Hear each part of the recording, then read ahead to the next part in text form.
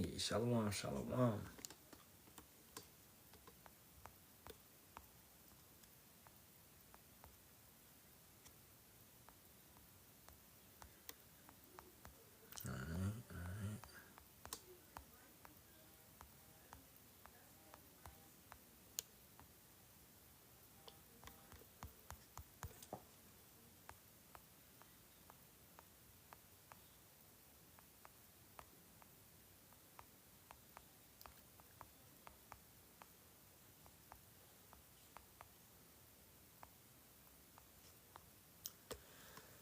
Alright, Shalawam, Shalawam. Okay. This will be a continuation of the lesson we did yesterday pertaining to discipline. Alright. So, facing the east, all praises be to Yahawah, Bahasham, Yahawashi, Bahasham, Kadash. Double honors to the apostles, elders, and bishops of the great millstone, which rule well and teach well in sincerity, taught us this truth. And Shalawam to the Lord, told elect, 144,000 men, as well as 1/3 men, women, and children, maintaining themselves, keeping the laws, commandments, and statutes to the best of their abilities. It's your brother Yerami Kazak, bringing you hopefully another edifying lesson through the spirit power and strength of Yahawah, Bahasham, Yahawashi, Bahasham, Kadash. Once again, those are the true names of the Father, the Son, and the Holy Spirit. Yahawah means He is, He exists. Yahawashi means He saves, He delivers, He is salvation. And Kadash means a spirit that's holy. So that's the names that we must come in. All right. If somebody's not coming in those names, then they're not speaking according to the law and the testimony. And I honestly wouldn't listen to them. All right. So let's get into it. Hey, once again, it's continuation. So this is Discipline My Friend Part 2. If you caught the lesson yesterday, then we're just going to start at chapter 4. All right, let's go. Chapter 4, The One Way. You think variety keeps things interesting, but variety is actually where consistency dies. Every time you change what you're doing, your brain has to make micro decisions. Should I do push-ups or burpees today? Which book should I read? How long should I meditate? Every small decision is a crack where your old patterns leak back in. Raphael completely locked everything down. 20 push-ups, 10 minutes of meditation, 10 minutes of reading. Same order, same timer, same thing. His personal Ango period, 90 days of identical practice. His friends called him robotic. His girlfriend said he was getting annoying.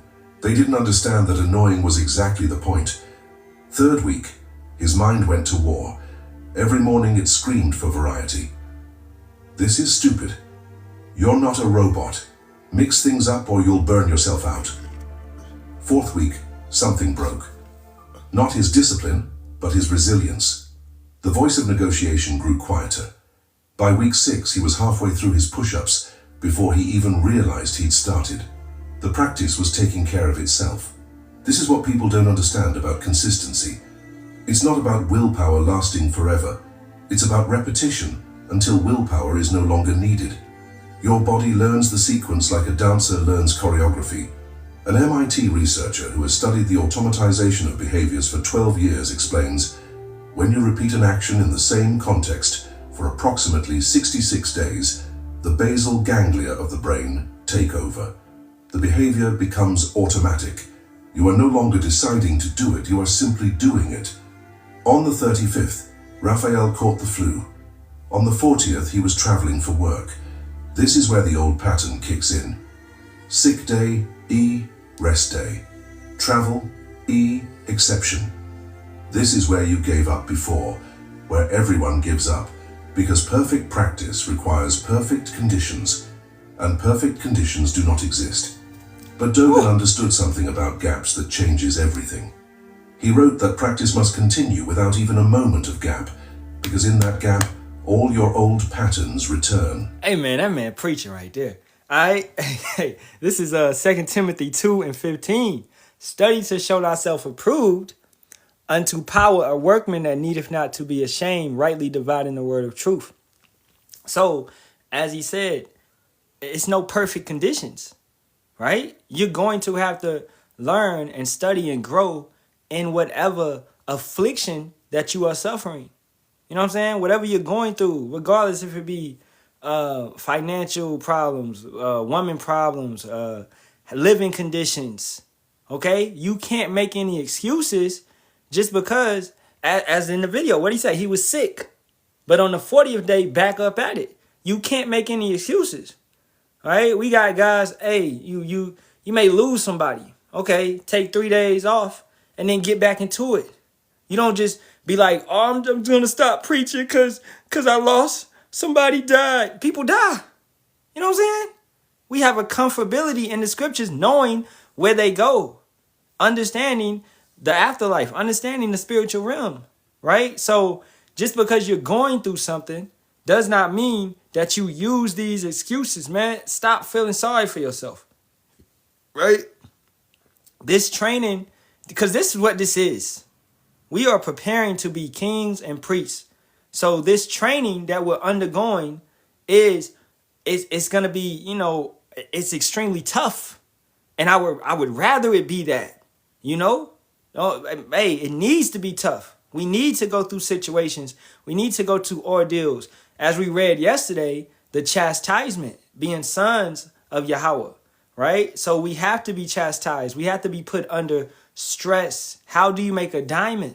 By pressure, right? So keep that in mind, man. You don't want these old patterns to return, as it's stating. So you don't want your worldly habits to return. So you want to be consistent in the ways of this truth. This is why you constantly going. You consistently do this, you know? What saved Raphael when everything went wrong was understanding that practice doesn't require perfection. It requires continuity. Chapter 5. Practice without gap. Salakia. Let's get that, man. Another scripture came to mind. Judges. And y'all should already know. Judges 5:11. They that are delivered from the noise of archers in the places of drawing water, there shall they rehearse the righteous acts of power of Yahawah, even the righteous acts towards the inhabitants of his villages in Israel. Then shall the people of Yahawah go down to the gates.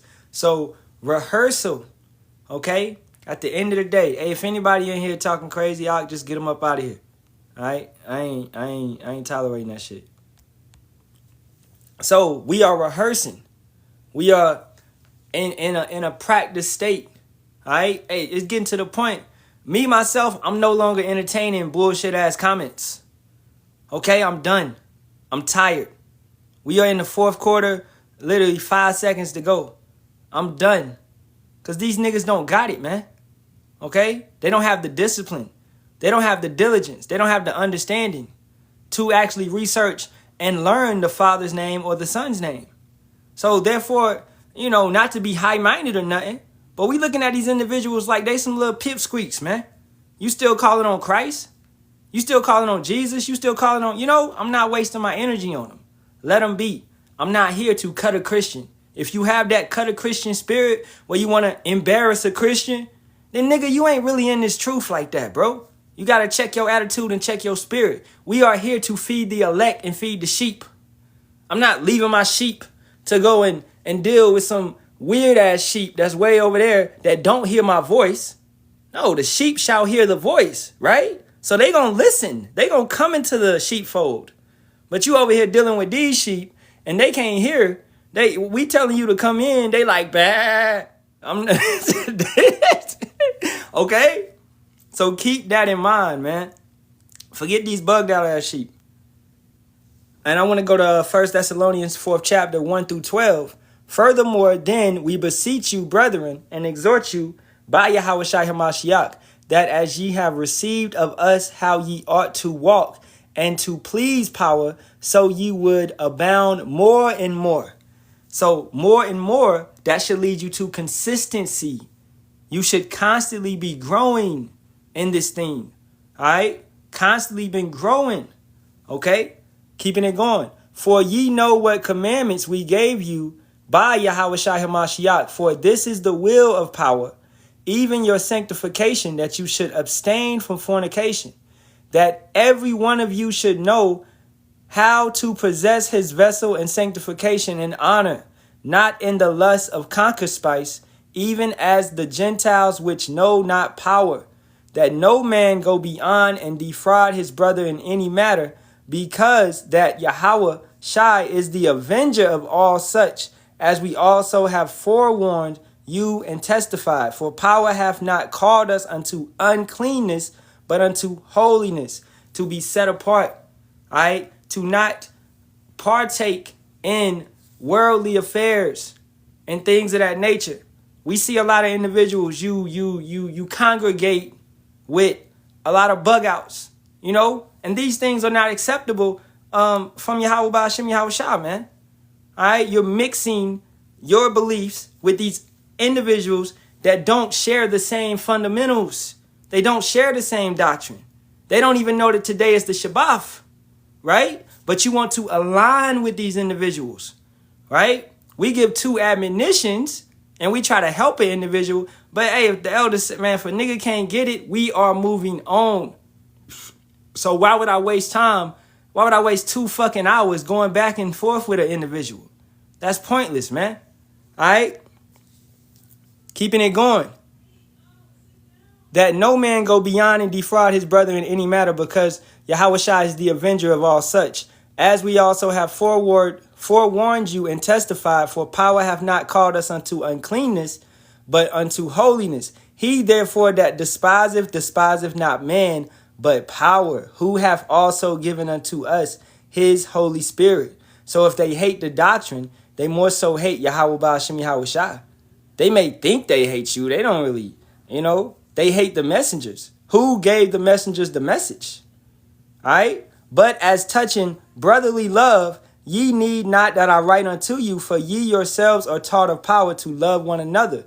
And indeed you do it towards all the brethren which are in all Macedonia, or being Greeks and things of that nature. But we beseech you, brethren, that you increase more and more.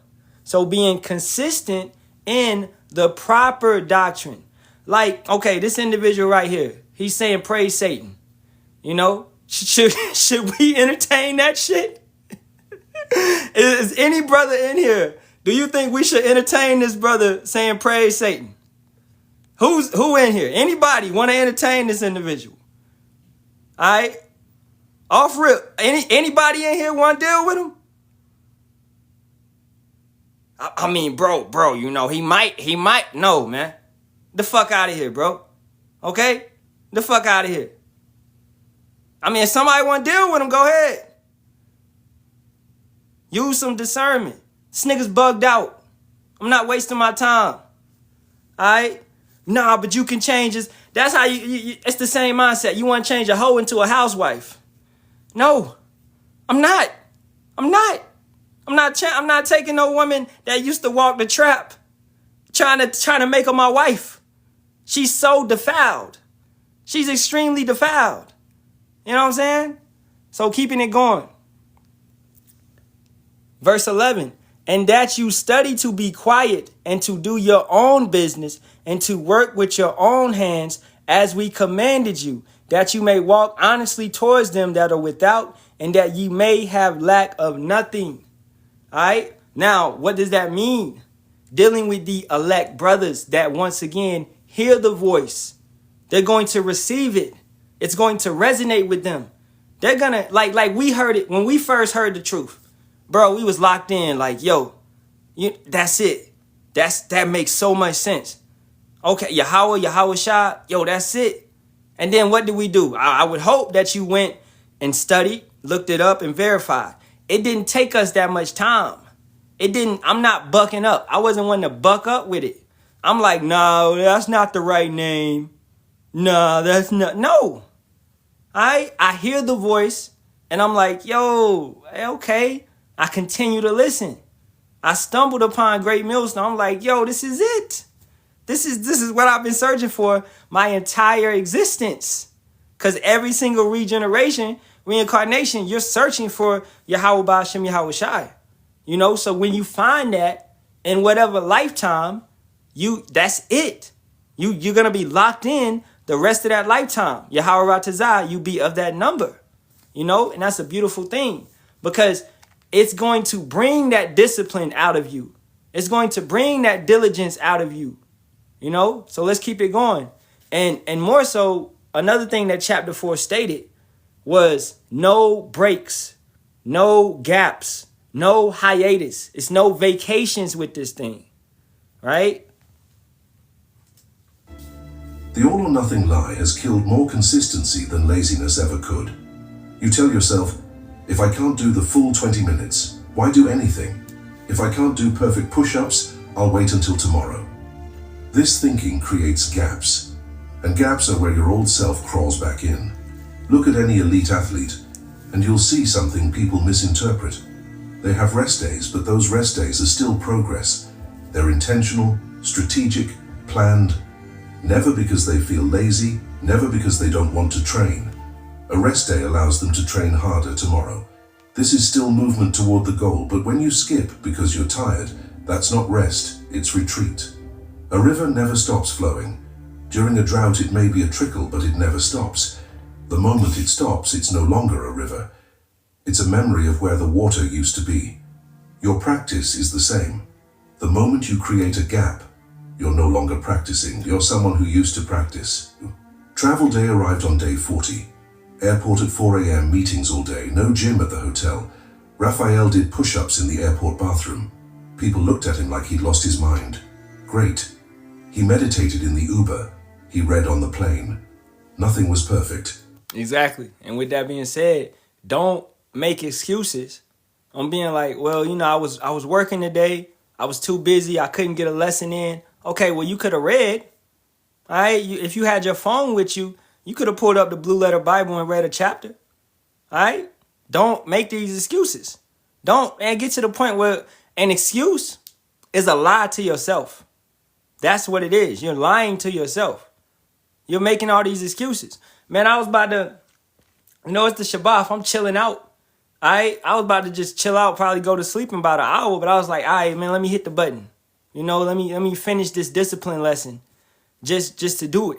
You know what I'm saying? Because I wanted to do a part 2 to finish the video. So I could have made the excuse and not do it. Exactly, bro. For one excuse, 3 more follows. So it gets into you training your temple, and then excuses become your habit. They become your habit. So let's go to Proverbs 22, starting at verse 3. A prudent man foreseeth the evil and hideth himself, but the simple pass on and are punished. By humility and the fear, that's wisdom, of Yahawah are riches and honor and life. Thorns and snares are in the way of the forward. He that doeth keep his soul shall be far from them. Train up a child in the way he should go, and when he is old, he will not depart from it. So that training up the child is, and more so importantly, training him up in righteousness. Because I know plenty of, you know, people that are trained up in wickedness because their parents trained them up in wickedness, right? So when we come into this thing, you know, with the elders that teach you, those are spiritual fathers, and they train you up in righteousness. So don't neglect or reject the brotherhood, the leadership, the ones that are over you, the apostles and the bishops, right? That's why we give double honors. All right. Those men are there to guide you, are there to help you, are there to steer you in the correct way with discipline and diligence. That's why the elders tell us no gaps, no vacations, no hiatuses. You know what I'm saying? These things are important. It's you have a certain standard to continue because you what? You walk in the labors of men that have labored before you. So that standard must be continued. You can't go and reinvent the wheel. It does not need to be reinvented. The wheel is perfect. It's going to roll every time you let it go. You know? Everything maintained momentum toward the same goal he declared 90 days ago. This is Gyoji, practice continuing itself. That's when people started to notice. Co-workers said he seemed different. Friends said he was becoming obsessive. Someone actually said his discipline wasn't healthy, that normal people don't act like that. Boy, don't we get that? Don't you always doing a lesson? You always on live. You always teaching. You always reading the Bible. You are, yeah. Okay, it's not, they say it's not healthy. Bitch, I'm trying to save my life. I'm trying to save my life. We working on our salvation with fear and trembling.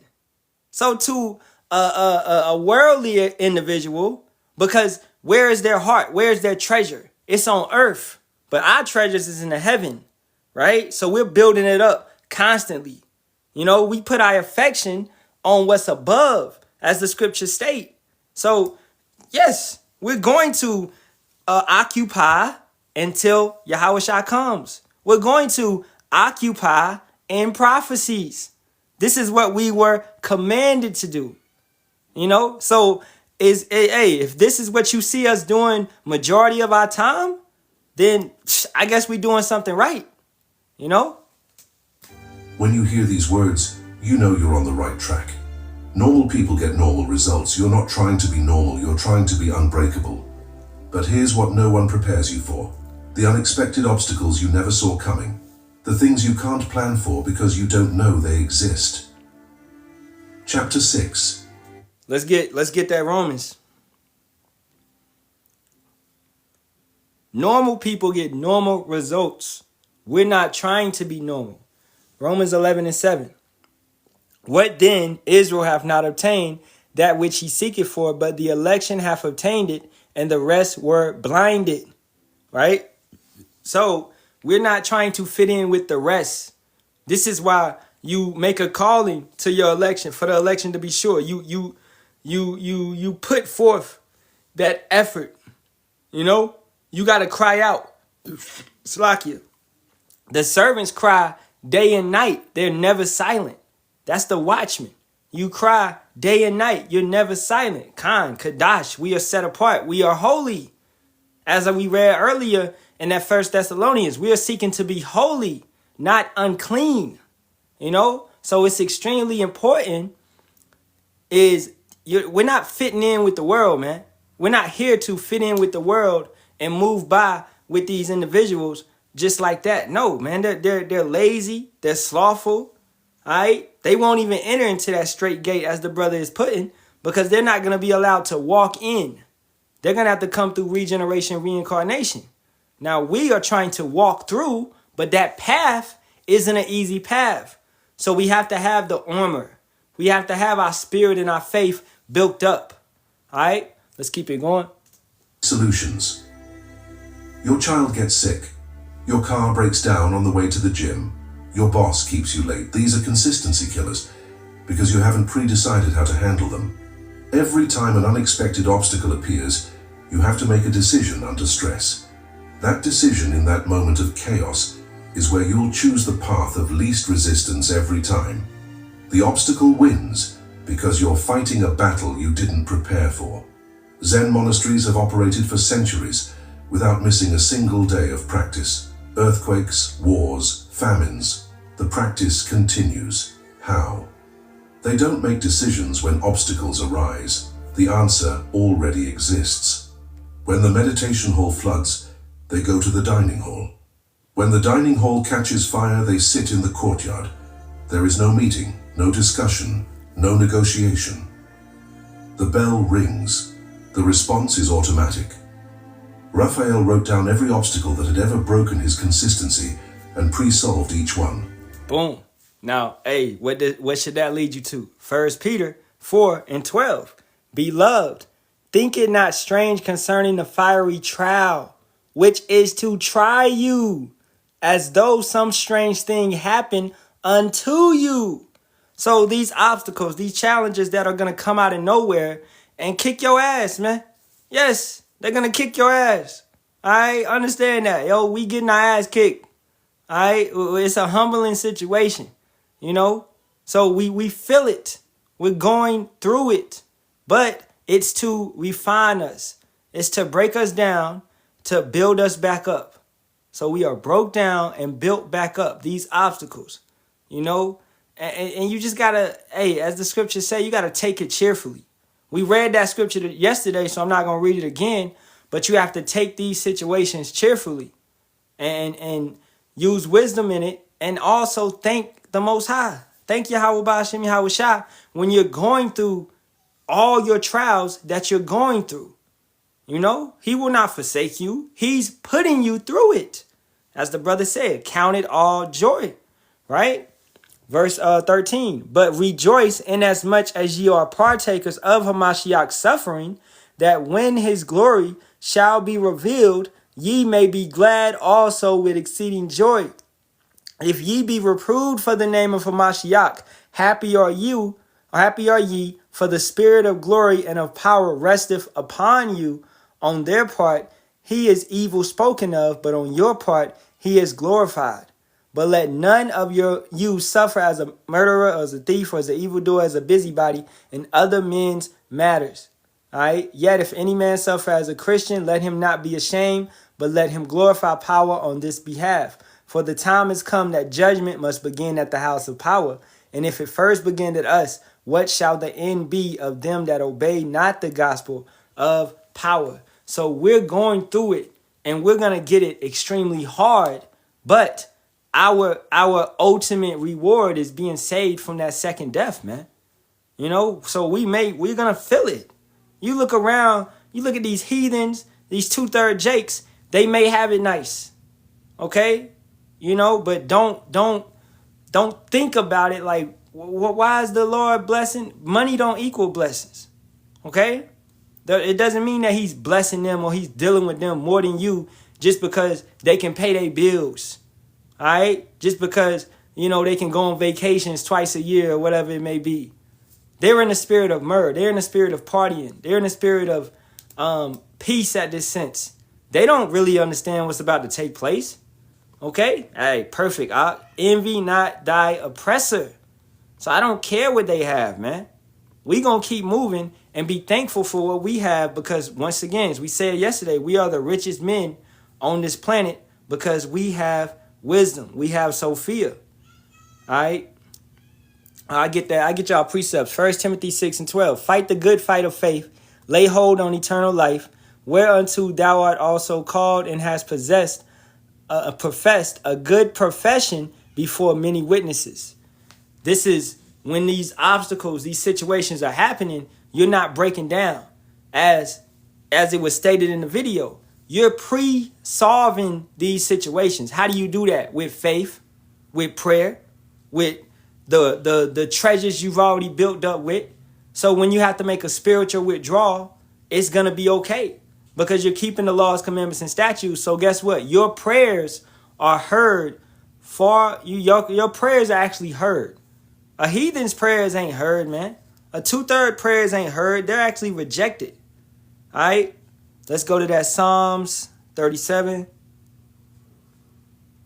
23 to 24.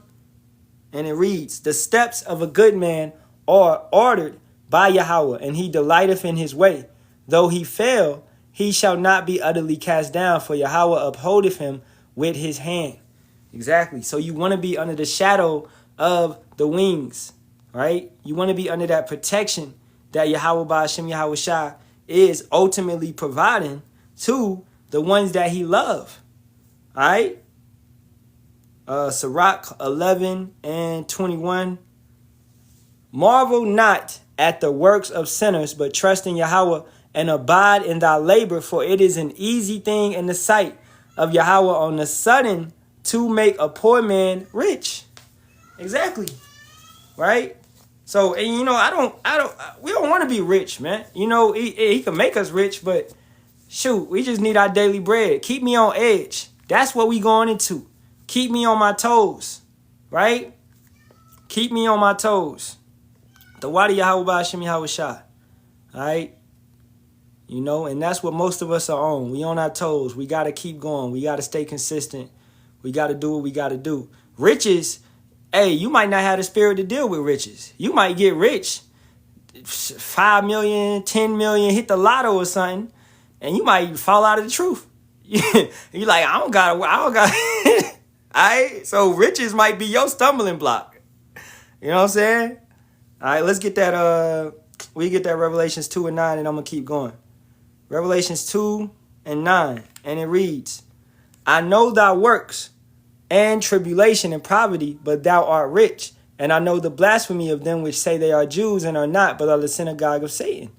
And this could be applied to the small hats, but more so applied to two-third ass Jakes, wicked Jakes that love their money, man.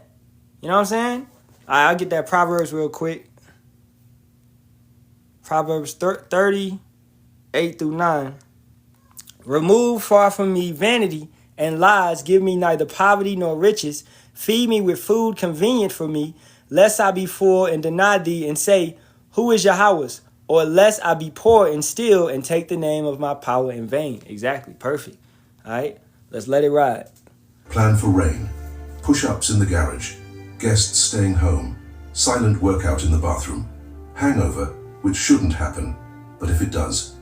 2 push-ups, 1 minute of meditation, 1 page of reading.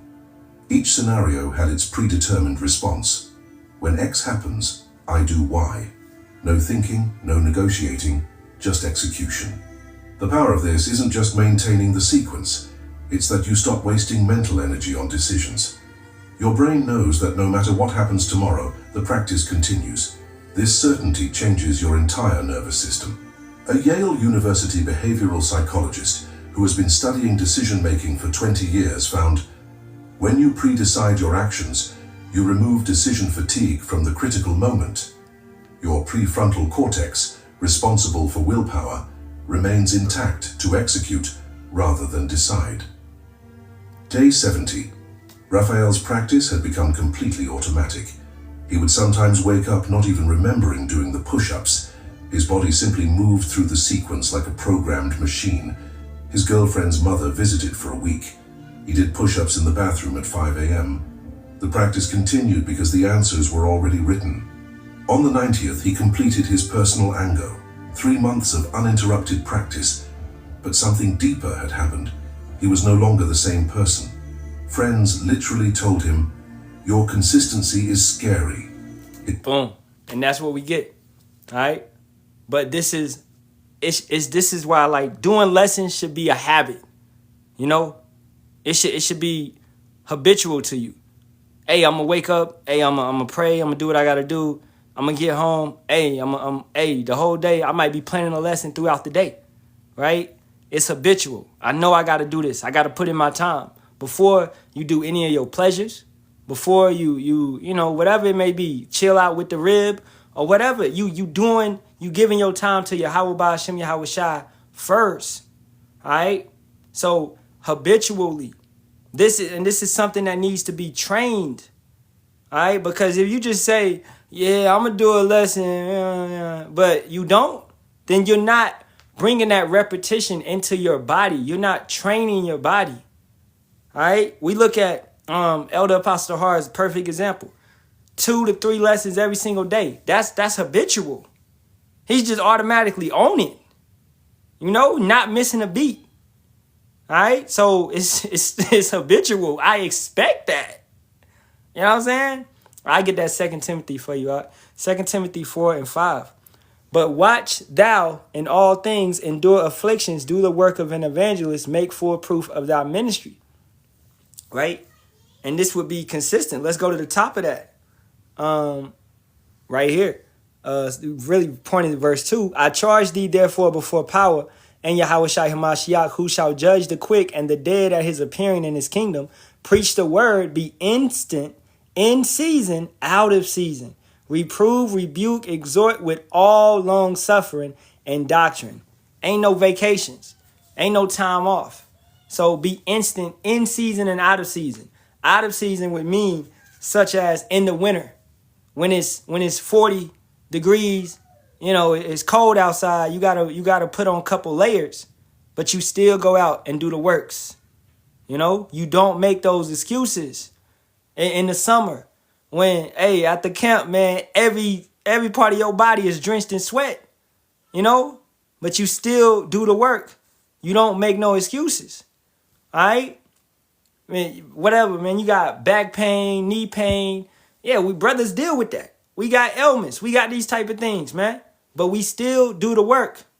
Okay? So you have to fight through whatever cross is specified to you because we all have a different type of cross that's unique to us, you know, and you can identify your flaws, identify your situation and work through it. That's part of being a man, holding yourself accountable, man.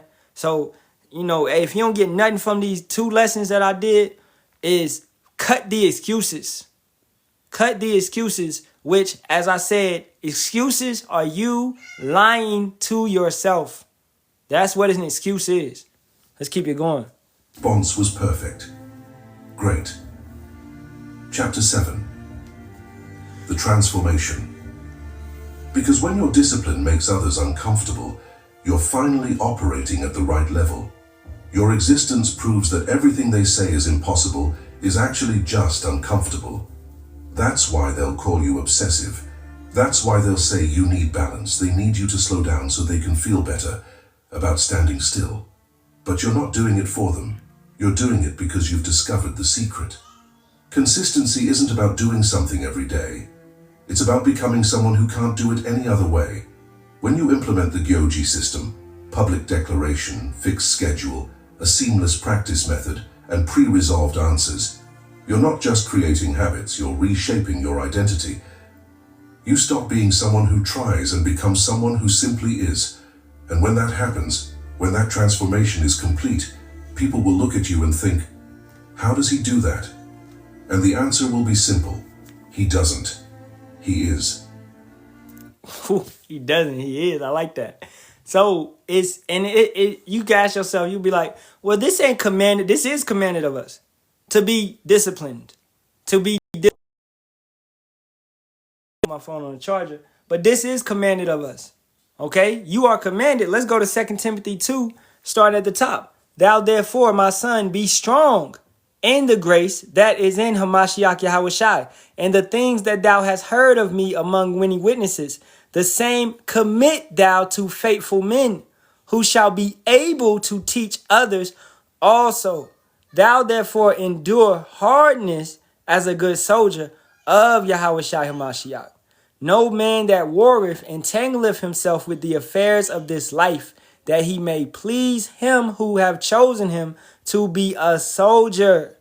Right? So you are commanded to be a soldier in this thing. And that's to be hard. That's to be, a servant. As we did camp today, and I got the definition of a servant is to serve one, and that's above you, having a position of authority. Yahawah, Bahasham, Yahawashi has that position of authority over you, man. Okay? And that's a beautiful thing to look at, because our master, our Lord, Yahawah, Bahasham, Yahawashi is going to protect us and save us and redeem us. But Satan, these guys putting their faith in Satan, he's not going to do that for y'all. Okay? He ain't rocking with y'all like that. This is a temporary servitude that you guys are in. Anybody that's choosing the left-hand side is temporary. All right? So, we pretty much at the end. I'm going to see if any more on this. The question remains, are you ready for this level of transformation? Because it's not about discipline, it's about death and rebirth. The death of your inconsistent self, the birth of your unbreakable self. The Gyoji system won't make you a better person. It'll make you a different person. Someone others will look at and think, that's not normal. And when you hear those words, you'll know you've finally gotten where you want to be. If this video changed your perspective on discipline and consistency, subscribe to the channel and activate the bell so you don't miss future content. All right, that was perfect right there. That last part, the death and rebirth. Because what are you putting on? You're putting on your new man. All right, let's go to Colossians, the 3rd chapter, verse 10. And have put on the new man, which is renewed in knowledge after the image of him that created him. So what died? Your old man, your worldly type of man, that old vessel in a sense that you used to move around in. You training your body. You're something new. All right. Where there is a neither Greek nor Jew, circumcision nor uncircumcision, barbarian, Scythian, bond nor free, but Hamashiach is all and in all. This is speaking towards those ones that are renewed. They are walking in a new man. For any Christians that may be listening from the outside, all right? This ain't speaking about everybody, okay? Put on, therefore, as the elect of power, holy and beloved bowels of mercies, kindness, humbleness of mind, meekness, long-suffering, forbearing one another and forgiving one another. If any man have a quarrel against any, even as Hamashiach forgave you, so also do ye. All right, don't hold no grudges. Don't move in that type of manner, okay? You know, because you are what? You are showing an example of what this thing is. So you have to move in that way, all right? And it requires discipline. When you got bug outs coming around, all right, jumping in the live, whatever, you know, it requires discipline. When the old you might want to cuss somebody out, right? But you got to hold your tongue. You got to, hey, bro, just keep it moving, bro. You know, we're not dealing with that. All right, we're not dealing with that today. You know what I'm saying? Like I say, man, I'm working on my patience. All right? Verse 14. And above all these things, put on charity, which is the bond of perfectness. And that doesn't always just mean money. It also means producing lessons. It also means advice, just helping brothers, you know. It also bearing with brothers, dealing with brothers, man, showing love, man. All right, being kind. You know what I'm saying? These things are important. All right, self-control, kind. I'm gonna get the last precept. All right, let's get that one. Just came to mind. Rule over thy spirit, Proverbs 25 and 28. He that hath no rule over his own spirit is like a city that is broken down and without walls. So one that has no discipline, right? If let's say you working out, but you don't got no damn discipline, right after you work out, you go to the donut shop, you know, and you eat a 12-pack of donuts. Like, what'd you work out for? It made no sense. So it's the same thing with this truth. You preaching, but you don't practice anything that you're preaching. You don't actually keep the Sabbath, right? You don't actually, you know, you know what I'm saying? It's crazy. It's crazy. So have this discipline, and discipline, it upgrades, it levels up as you grow. You'll have more discipline because a righteous man does fall, most definitely. But as you grow in this truth, you should be progressing, not regressing. You should be getting better, not messing up more. You know what I'm saying? So hey, with that being said, man, I'm going to wrap it up. All right. If any type of questions, y'all can ask them right now while I get a salute. Hey, facing the east, all praises be to Yahawah, Bahasham, Yahawashi, Bahasham, Kakadash. Double honors once again to the elders, apostles, and bishops of the great millstone. Shalawam to the Lord's hopeful elect, 144,000, as well as 1/3 men, women, and children. As always, man, Kwam, Yasharahla, and a Baba Ball to this wicked kingdom. May Yahawah, Bahasham, Yahawashi destroy this bitch yesterday. All right. Hey, so we going to get up out of here. Shalawam, brother. Shalawam, Akyam. And sisters in the background listening, you know, and maintaining yourself in order. Shalawam to you sisters as well. All right. So with that being said, Shalawam.